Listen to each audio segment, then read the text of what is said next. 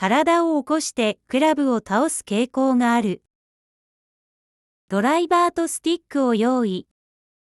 スティックとドライバーを平行に持つ。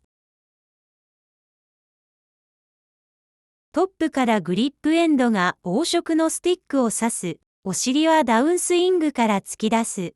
下半身はスクワットのポジションへ戻すイメージ。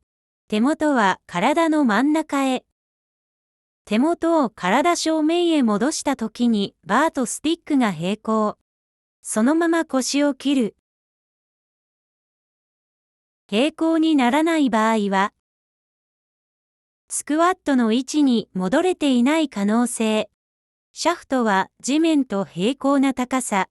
ヘッドが落ちないように。回転でクラブが落ちる。正面。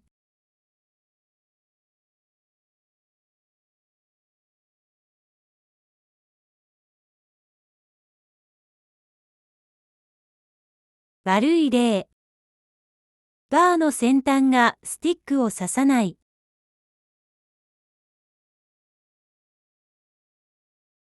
右肩を落としてクラブを倒す。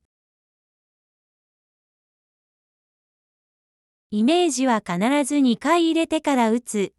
外力でクラブは多少落とされる。